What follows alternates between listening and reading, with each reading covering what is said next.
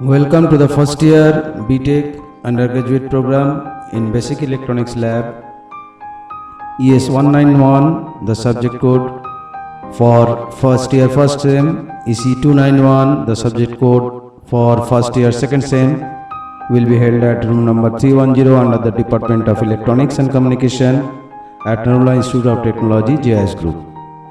With the best warm wishes from our HOD, Dr. Anish De, teacher in charge, Mr. Showman Paul, lab in charge, myself, Mr. Subrata Majumdar.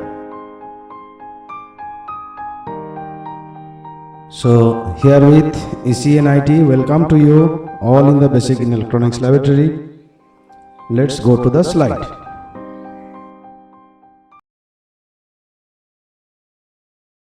Welcome student to the Basic Electronics Lab, subject code of EC 291 for BTech stream first year second semesters.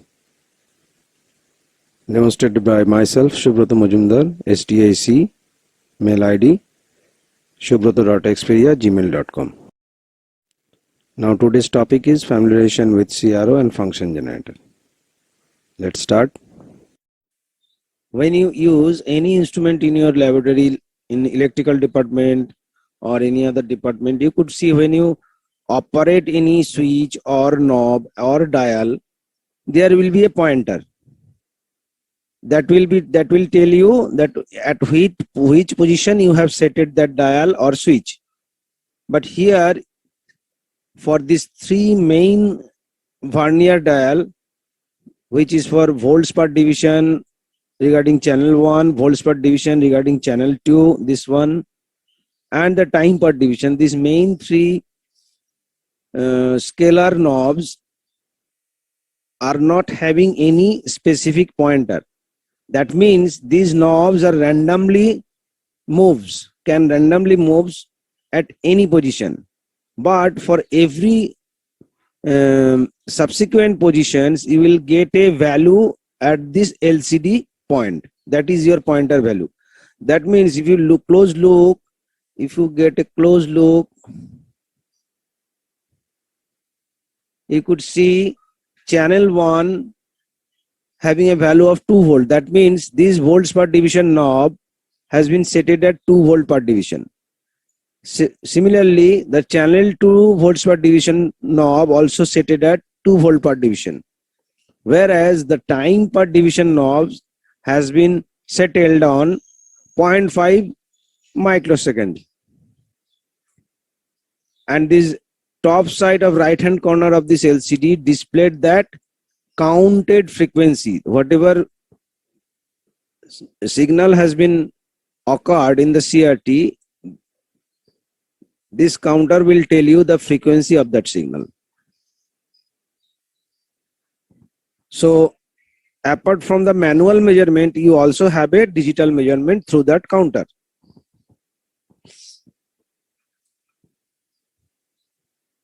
So today I will discuss the every prospect of this instrument, because we think for electronics and electrical students must have know the ABCD or the detailing process working principle of this instrument, so that you could, if you face some problem in future to perform your experiment in the laboratory, then you could identify the problem by your own.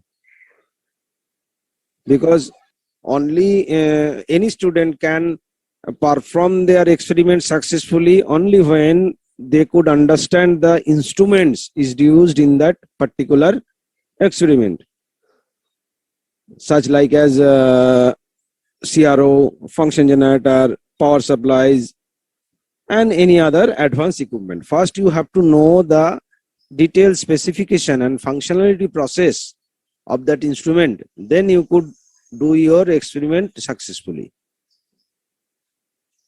So I already shared that PDF file to you, so you should study thoroughly. And in any others coming labs, if you have any specific query, you can ask also. Apart from today you also may ask. but you can ask anytime. Okay. So let's read the introduction. Cathode ray oscilloscope is a CRO,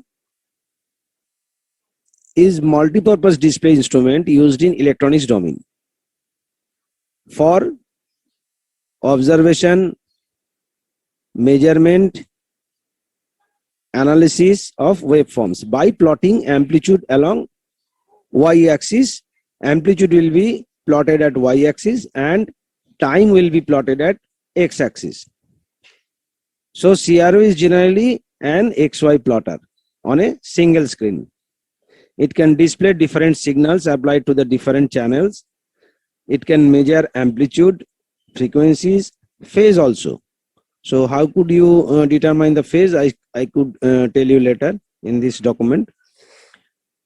Of various signals. Many physical quantities like temperature, pressure, strain can be converted into electrical signals. That is, in that case, particularly, you needed different type of sensors or transducers, so you can convert all these analog information to a electrical information. Then you could easily measure it through or analyze it through a CRO also.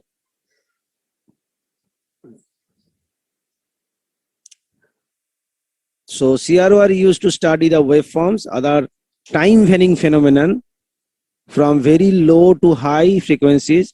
The central unit of oscilloscope is cathode ray tube, CRT. So to understand the CRO, first you should understand the principle of CRT, cathode ray tube. And the remaining part of the CRO consists of various circuitry required to operate the cathode ray tube.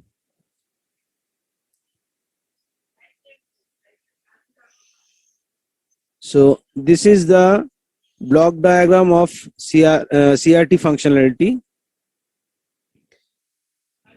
Mainly, this is the CRO, this is the CRT, cathode ray tube.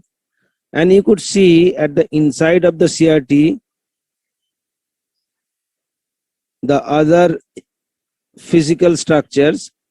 One heater is placed, and then thereafter a cathode is placed above the heater. And when this heater is driven through a potential, AC or DC, according to the manufacturer spec of the CRT. Some manufacturer made a CRT for DC heater, some manufacturer can manufactured a CRT with AC heater also. So after applying the potential at the heater will be get heated, and then the cathode will be initialized to release the electrons. Then in this area some free electrons will be scattered. Now our task is to guide them and throw them at a high velocity to the CRT screen. Here inside this glass envelope, a phosphorus coating is placed. So after deflecting the electron at high velocity at the phosphorus coating, the light will get generated, and the 30% of that light we will see from outside, and the 70% of luminance will be moving around the inside of the CRT. Only 30% we can see from the outside of this glass panel. So generally our task is very difficult to point or convergence. That means if you target to hit a particular point with an electron beam, your electron beam must have a specific route and guidance, accordingly correctly hit at that point. It should not be scattered in sideways or upper ways. That is why these grids and focusing grids, accelerating grids are provided. These plates are different physical plates which will be biased from the outside of the CRT with a specific type of DC voltages, specific range of DC voltages. Somehow it will be somewhere it will be 200 volt, and maybe it is -2 kV. or plus 400 volts in different manners. We have to bias that grids so that the electron will be in a specific disciplinary manner. It will be go straight and converged and hit accurately at the center of the CRT. Now when it's hit at center of the CRT, from outside we will see a dot at the center of the screen, and that dot should be as possible as small round dots. It not should be in oval shape, it not should be in that shape. So then after these two plates, one is Y plates, another is X plates. These two plates are provided to move or deflect that spot left to right and top to bottom to form a trace, or you can say this kind of waveform. That means when you can see that waveform from the outside, that means rather than having that spot at the center, the spot has been started from extreme left side of your screen and it's start to move in this way at a high velocity when you applied a signal at the CRO. And to do this, we should maintain a very specific electronic functionalities inside the CRO.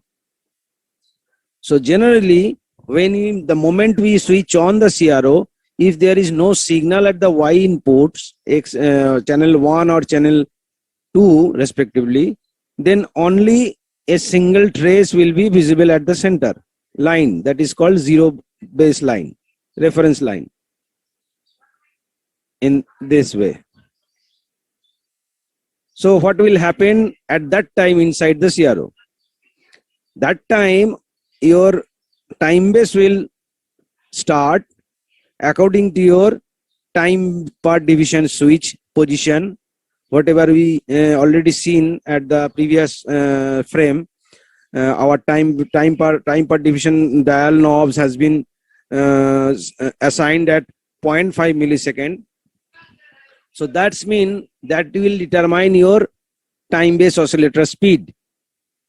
Okay, at that speed, time base will generate a signal in this type of signal, shortwave signal.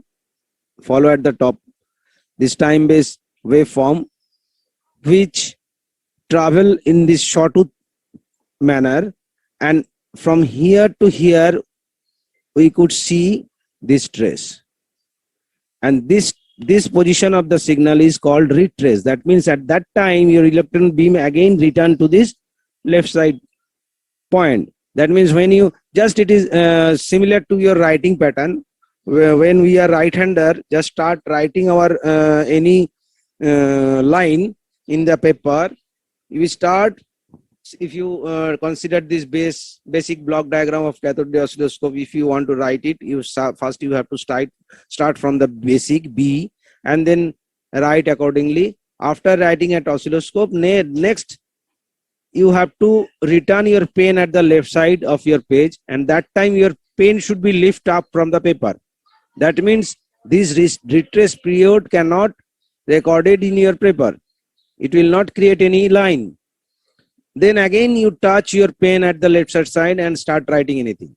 So that in same pattern, the electron also, when it starts from at extreme left side, from extreme left side of your screen, it's creating a trace, and after reaching at the extreme right hand side, again it will kept blank. That means at that time this cathode will be left blank,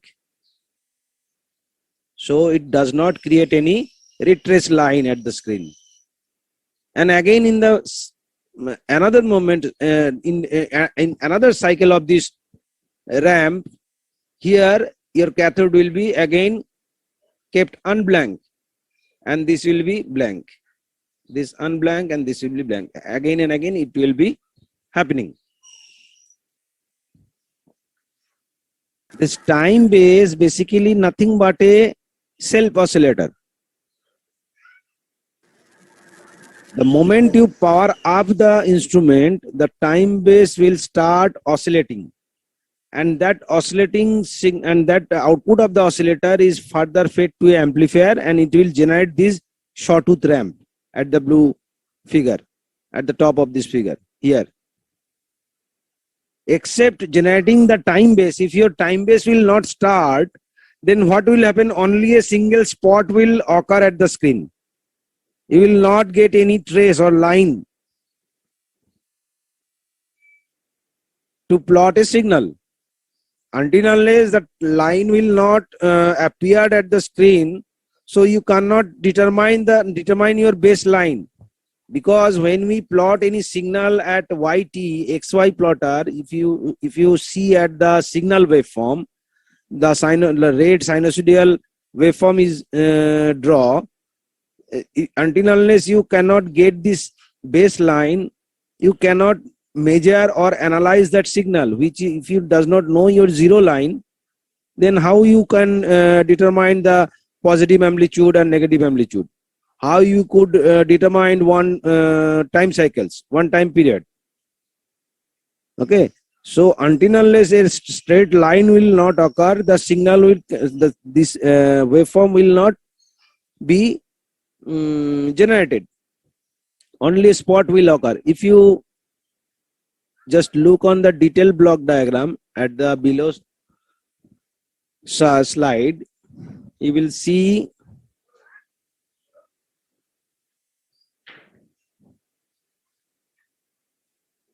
the sweep generator is here. When the sweep generator starts, it will drive this horizontal switching block, and further using a horizontal output amplifier, that signal will go to the horizontal plate, X plates. And these X plates, when this amplified signal faded to the X plates, then what will happen? A static charge will generate between this plate, because again, if you consider this figure, suppose, let me annotate, this is your X1 and this is your X2. Okay, so when you generate this pattern, this side, this point is your negative potential, and this side is positive potential. And this at this horizontal amplifier, inside the CRO, this horizontal amplifier, this one, let me annotate again.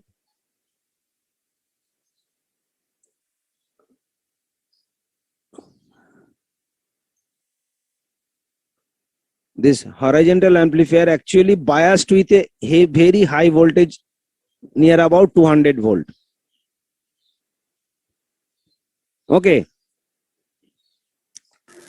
Then what happened when the ramp is available at here? This two terminal, suppose it will be biased at 10 volt, and that time it will be biased at 120 volt.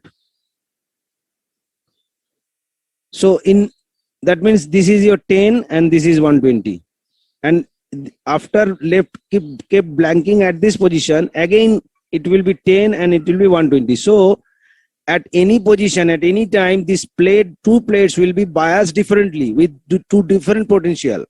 Then your potential difference with these plates of 110 volt always maintained. So for this this is your X gain, 110. So until unless you maintain that 110 volt difference at these two plates, your trace length will be determined. Suppose it is your screen, and if you maintain correctly that 110 volt difference between these two plates, then this trace will cover up entire area. If any time it will reduce at 100 volt, your trace will be appeared slight shortly from both these two sides. Understand? So in this way, we can create a static charge to deflect because any static charge can deflect the electron beam. inside the CRT.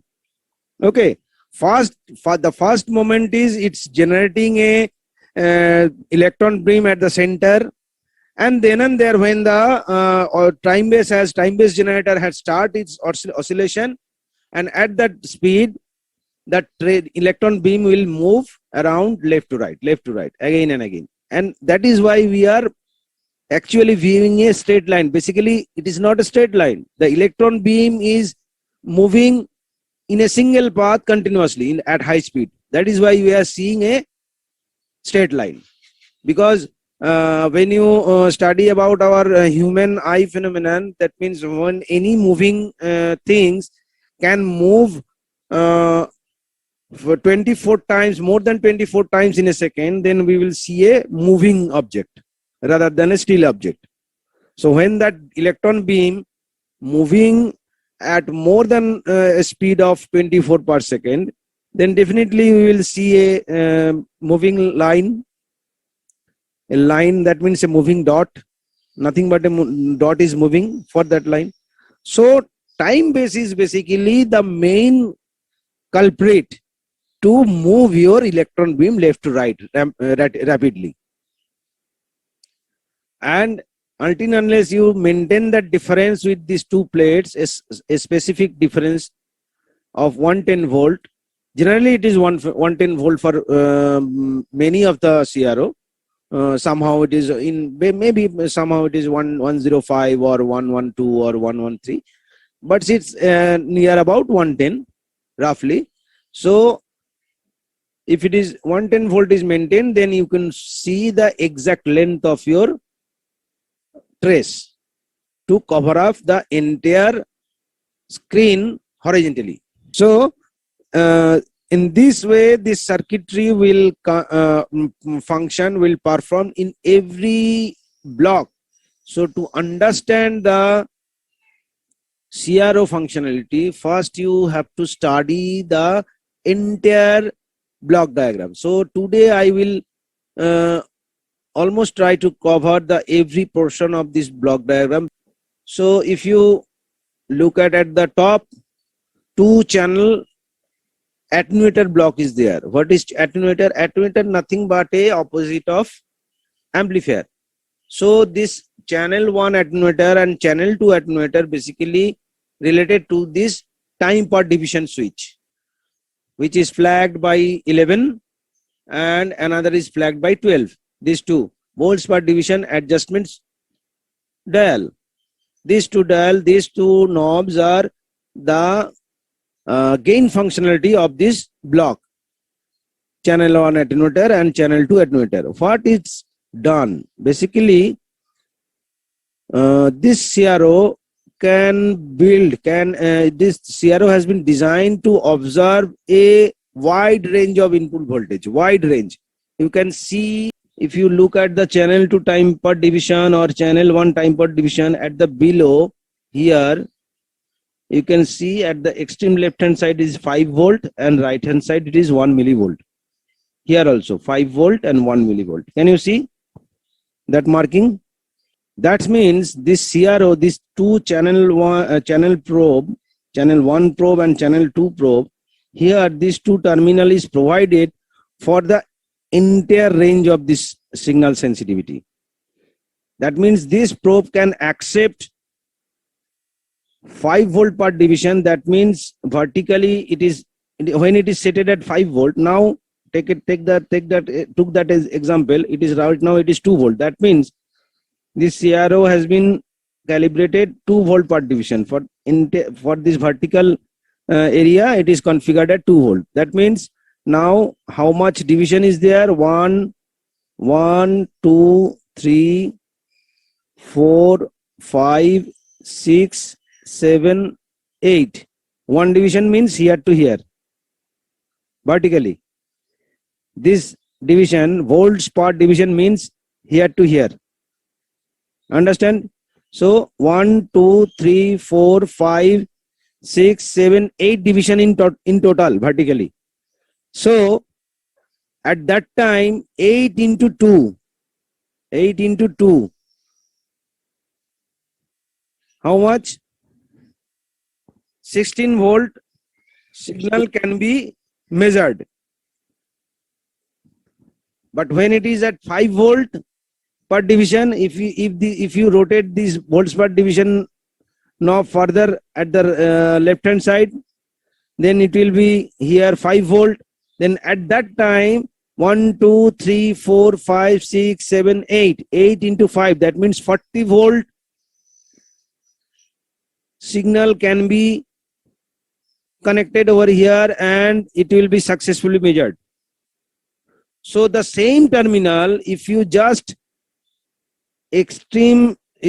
rotate this volts per knob extreme right hand side, then it will come at tuned at 1 millivolt per division. Then you can enter in vertical region, you can maximum observe a 8 millivolt signal. So 40 volt to 8 millivolt, how it could be achieved? If you design if you create a static design for an amplifier, when you further move up your courses, you can see how to determine a sensitivity of an amplifier, input impedance, everything. Then it could not be very easy to determine the amplifier input in such a way, in a wide range, 40 volt to 8 millivolt. So inside the CRO, this volts per division knob is performing a dual operation. When you get here any small signal, it will amplify. And when you put a large signal near about 10 volt, 5 volt, 40 volt, 30 volt, then it will attenuate. That means when you move left, then it attenuate. When you move right, then it amplify. In this way, it will function a dual operation. These knobs have a dual function. When you move left, extreme left, it will attenuating, and when you move right, it will amplifying. So when you talking about the sensitivity of your oscilloscope, you just mention the below level, that means the amplification level. That means sensitivity means how much small signal, minimum signal, it could operate or it could sense. That is the different definition of sensitivity. Every time when you dealing with that kind of instrument which is dealing with that signal, any kind of signals, then definitely the signal input terminal can be configured with the sensitivity properties. So when you talking about the sensitivity, thinking about the sensitivity, the term is basically how much small signal it could sense. That is the sensitivity. So here for this instrument, it can sense 1 millivolt maximum. Small signal can determine 1 millivolt. That is why we can easily say that these instruments are having a sensitivity of 1 millivolt. So in same pattern, when we applied a signal, external signal to this channel 1 and channel 2, it will directly fed to the Y plates as H plates. This is the Y amplifier. So you can see over here, if you consider this diagram, the channel 1, that means that BNC probe will actually happening over here, whatever we see already at the front panel. So whatever signal we applied over here, after passing this network AC/DC switch, I could tell you later what it is. The Y amplifier in this block, you can see the volts per division switch is connected. The Y position, that means these two are the controls to control the Y amplifier functionality. And after determining the functionality as per these two control can control any user from the external panel. And then after this final Y signal will go to the Y plates. Y1, if it is Y1 and Y2, then same thing happening for Y plates. In this Y amplifier, this Y amplifier does not need to biased at that high potential of 200. It is only required 120 volt. Commonly it is required 120 volt. Okay, so that kind of DC power sources are there inside the oscilloscope for generating 200 volt, 120 volt, plus 12 volt, minus 12 volt. Okay, so many different potential will be provided from that power supply, particular power supply. So after applying 120 volt at the Y amplifier, same thing is happening like as X plate.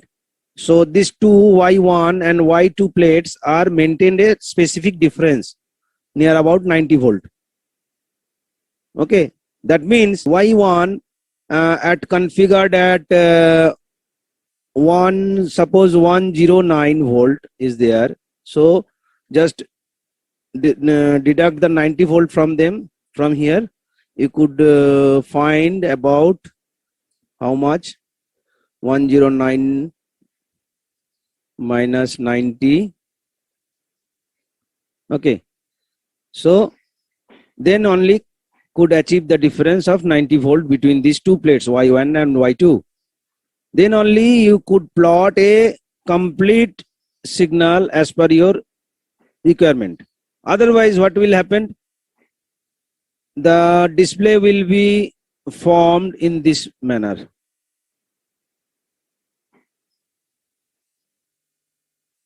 The peak will be clipped off.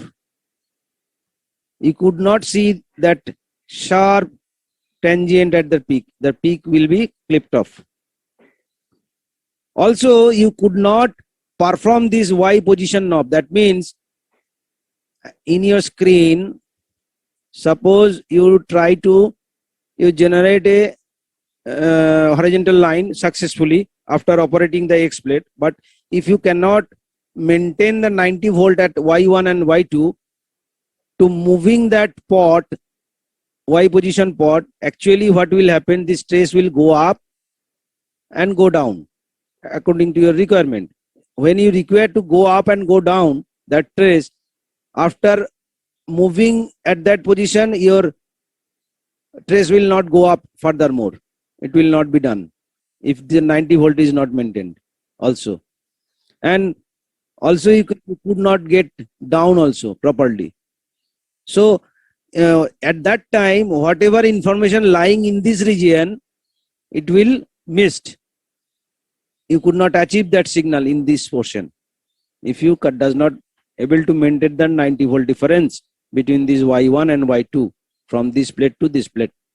So 90 volt should be maintained between these two plates, and 110 volt should be maintained between these two plates to achieve a successful trace line just before applying any signal. So nowadays you are in the college and you are doing your academical experiments, but when you go to the industry doing your own job and R&D, then you should know about your instrument ABCD. Then only you could achieve a successful research or work. Okay. So now I will talk about this AC-DC switch. This is a very important part of your oscilloscope, and you could operate that switch from the outside panel. Let's see from where it is. Here in this slides you could see one switch over here for this 15 number flag. Here you could see AC-DC switch for provided for both channels, both the channels, channel 1 and channel 2. Yes, AC, and then the middle position is ground and the below position is DC, provided for DC. So this switch, actually it is called a input coupling switch. Input coupling switch. That means when you applied a signal at this channel 1 or channel 2, at any time you could isolate that signal to reach at the inside of the CRO. If you placed it at ground, then that signal will be immediately grounded at this input terminal. Let's see about the inside diagram of this switch here. Okay, on one another port is also provided for ground. So this switch actually having three terminal. This is direct, this is AC, and another port will be there connected with the ground. So when you placed that signal at ground, that means this terminal is connected to here. So whatever signal you applied at the input, it will be directly grounded. No signal will be moved further over here. So you will get a normal trace. Instead of applying any signals over here, you could get a single trace. So that's a operation based problem. That means sometimes students tell me in the laboratory, sir, we cannot get any signal, we are already applying. So if your input coupling switch is placed at ground, you could not see any signal at the screen. It is immediately grounded at the input area, input section, before prior to the go to the Y amplifier. And when you open that switch in this manner, that means your signal is passing through a capacitor. So it is passing through a capacitor. That means just remember the phenomenon of the capacitor. Capacitor, what does? Capacitor does block the DC and pass the AC. That means if it is a AC signal, then the capacitor having a path. How? Because this, when this plate is negatively charged, this plate is positively charged. Again, at the different peak, when the plate is positively charged, this plate is negatively charged for this every peak. So that is why the continuous current path is maintained. But if you applied a DC signal over here, first when capacitor is blanked, no charge is here, only one current will flow. That means you could see a jump over here, and after jumping that trace at here, it will stay again. So you should calculate from starting point to the jumped point, and this position will tell you your actual DC voltages, whatever DC voltage this signal has. Understand my point? If your input signal has a pure DC, it will only a moment will occur, a shift according to the polarity. If it is positive voltage, the trace will shifted at top side. If the signal is negative DC, then your trace will shifted from 0 to downside and create another trace. But if you applied a AC, then you should connect this switch at this point to bypass the capacitor. Then you could see the actual DC component of your signal. Or you could test also that your signal has some DC or not along with the AC signal. Maybe sometimes your AC signal having a DC component compiled with it. Then how could you determine how much amount of AC was there, how much amount of DC was there? At that time, you should toggle that switch from AC to DC again and again to observe the shifting. That is called offset. When any DC signal, DC voltage is compiled with that AC signal, then we could tell that signal has a DC offset. Suppose what will happen, inside my video you could observe this very easily. Suppose this is your screen, and without applying a signal, you could have a single trace. And you applied AC signal, you does not you already not does not know that whether it have a DC offset or not. So how could you determine? This is your switch input terminal and this is your switch, and it has a ground, AC and DC. Okay, you simply connect that signal at the BNC terminal, and you have, suppose at the first time it is at AC, so you could get this kind of plot. Now when you shift that switch at DC, maybe your trace will not shifting anymore, but sometimes it could be shifted at right at top sides.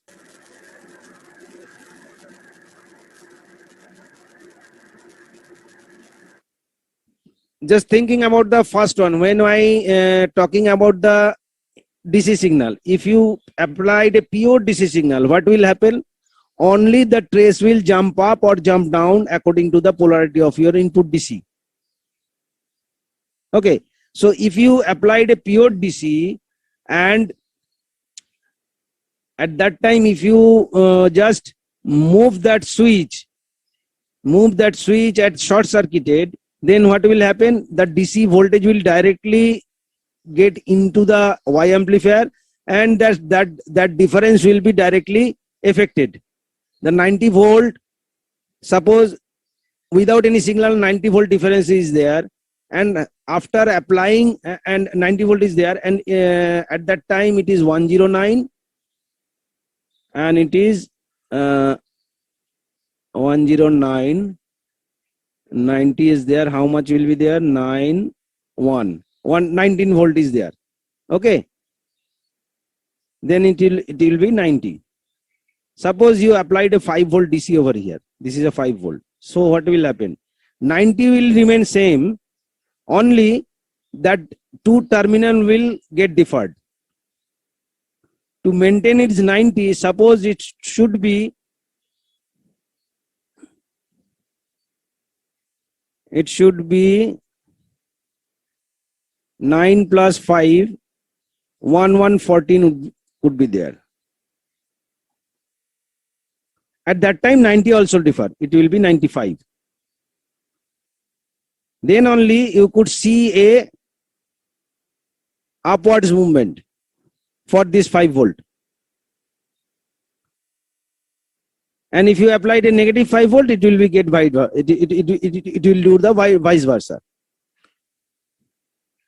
Okay, 109 will be same, and 5 volt will be subtracted from this 19 volt.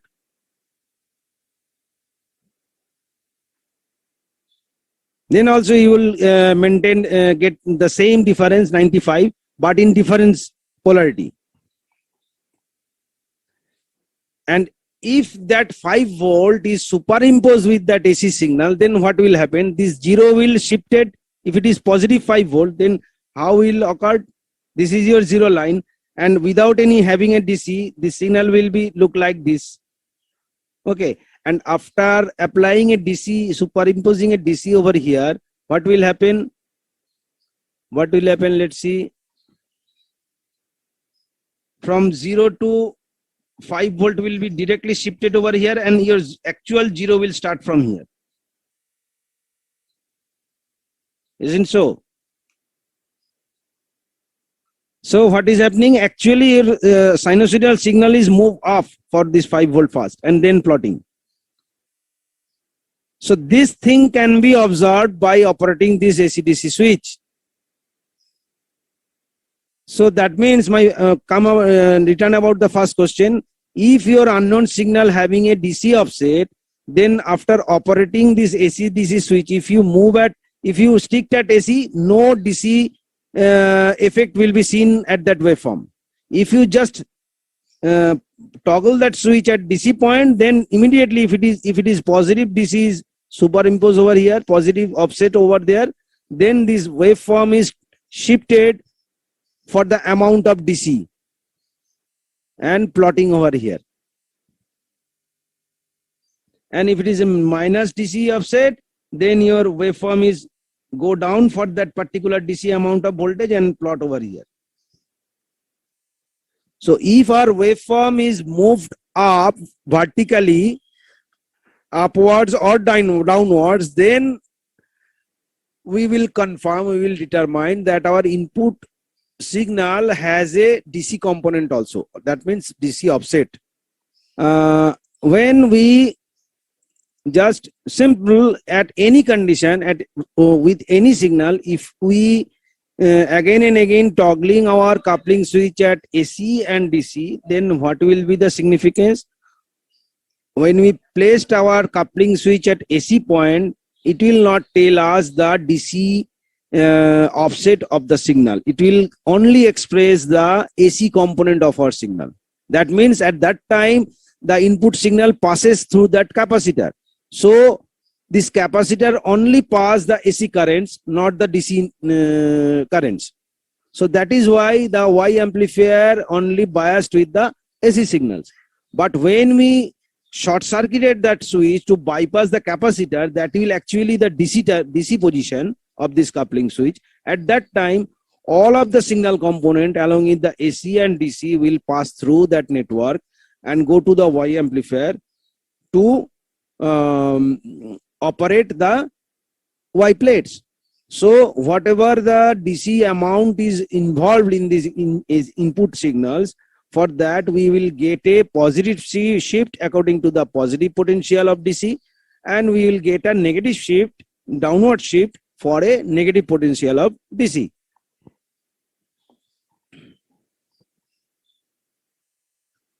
So we can summarize, if we summarize it, we can say that the AC-DC switch is provided to the oscilloscope to determine the DC offset, amount of DC offset, better you can say amount of DC offset in the input signals.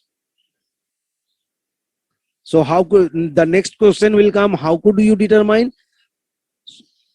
For any signal, if we toggle that switch AC or DC simultaneously, then for a AC position we does not get any drifting, vertical drifting or vertical shifting of our trace for that particular DC offset at the input. But when we placed it, settled it at a DC point, then we will get that amount of vertical drifting in the screen for the amount of DC offset according to their polarity.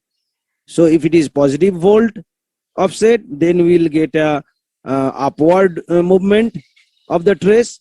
If it is a negative offset volt at the input, then we will get a downward movement of our trace at the screen. Here at the block diagram, you could see after channel attenuator, it will go at the channel preamplifier. Channel preamplifier, nothing but that block which is connected directly to the amplifier part of this attenuator. Volts per division, I already told you that volt per division have two functions.